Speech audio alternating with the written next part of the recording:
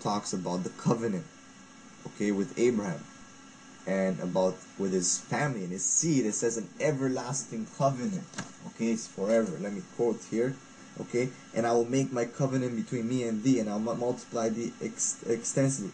And in verse 7 in Genesis 17 it says, and I will establish my covenant between me and thee and thy seed after thee in generations for an everlasting covenant. Which covenant is it? Which covenant? It's the covenant of circumcision, right? True or not? Am I wrong? Alright, so how come, if you said, oh, it should be everlasting, talking about the Passover, how come the Quran doesn't mention that? If you say this is everlasting, how about the covenant that your book says is supposed to be everlasting? Yet Paul comes and says, no, it's not circumcision of the flesh, circumcision of the heart, or so on. Alright? So how come you don't have a double standard, right? I would say there's another proof right there for the corruption of the scripture. Okay, thank you everyone. Peace of Christ to all. This is Jibril, if you remember him. He came with a gentleman before. He did, not him. He don't dare to debate me. But another gentleman, he came and debated me, and supposedly he was his assistant. And all of you can watch the debate in my website, investigateislam.com, and you will see that those kids who they claim they have knowledge about the religion, they are the last one who can speak about it. And here he said something very important.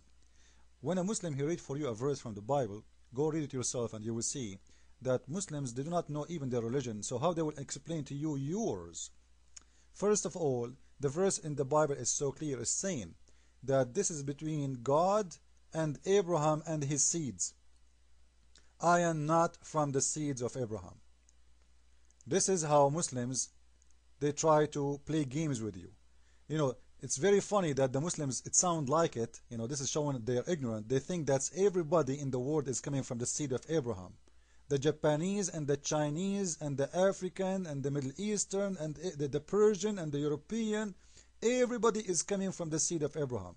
So he wants you to practice this, because see, God said to Abraham, between me and you and your seeds forever. The seed of Abraham is the Jewish. To make it simple and clear. And we are not the Jewish. So this is the first answer. Secondly, he just mentioned the corruption of the Bible. When the Muslims speak about the corruption of the Bible, do you know what they are telling you? Just to remind the Christians. When a Muslim, he attack the Bible, don't defend. Simply say to him, you know what, I agree with you. We screwed your God, Allah, and we corrupted his book. Because when a Muslim, he speak about the corruption of the Bible, he is talking about the Bible of Allah. The Bible of Allah, according to Muslims, is corrupted. Great. This is a proof that Allah is not God. In his video is trying to tell us that, you know what, if your God is God, how he allowed the corruption? This is what he's saying. Great. So if your God is God, how he allowed the corruption to the Bible when it is his book, first of all? If we go and read, we will see the following. That the Torah and the Gospel, they are the book of Allah. And he taught them to Moses, he gave him the Torah, and to Jesus, which is Isa in Islam, he gave him the Gospel. So Allah allowed the corruption of the Bible. First of all, this is the book of Allah is corrupted, not your book, Christians. Because in Islam there is no book, it's the book of Muslims, or the book of Christians, or the book of Jewish. Those are the books of Allah. And Allah books is corrupted, I agree.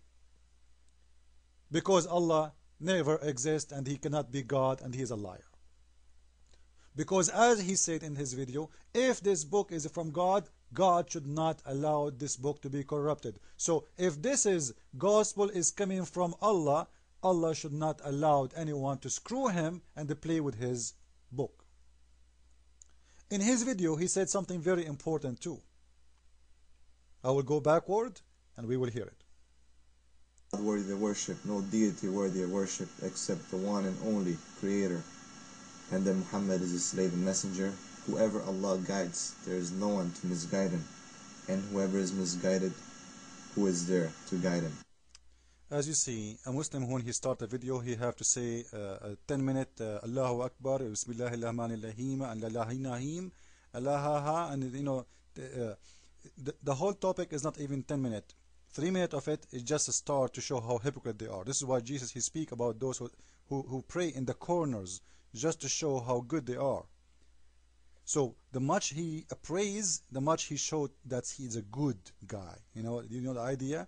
Anyway, and here he said something very important. All of you, you heard it. That the one Allah misguide, no guidance for him.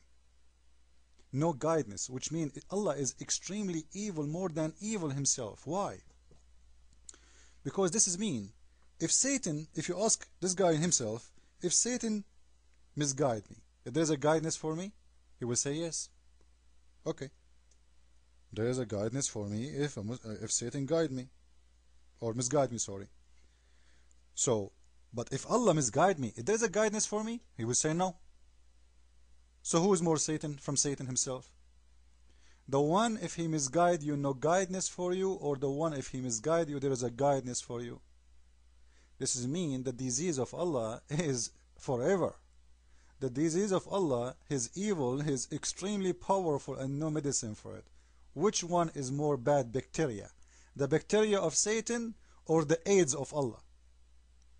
So what the Muslims saying to you clearly, if Allah misguide you, no guidance for you, because the one he will be misguided by Allah, he is going to go to hell. Which mean, if you convert to Islam, you are going to go to hell.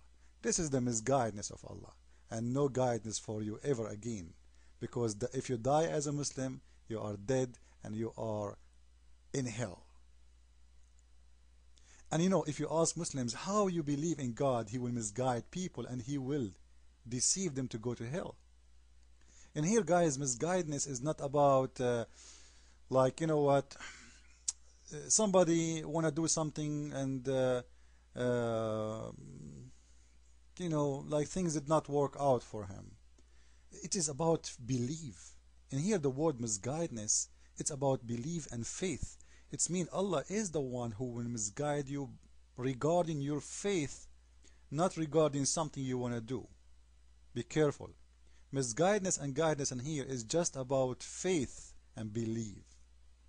And the one Allah misguide, no guidance for him. So the one who will be misguided by his faith, simply he misguided by Allah. And actually this is one of the stupid things in Islam. The Muslims believe in destiny. You can go and watch the video.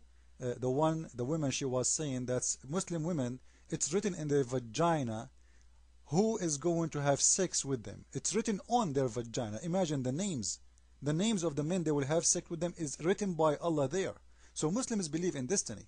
And this destiny is made all by Allah. Satan or anyone else have no control. Allah is the one he will decide if you will be a Christian or you will be a Jew or if you will be a Muslim. It is his decision to misguide you or guide you. So what the idea of heaven and hell and reward if it's all of it, it's misguidance of Allah?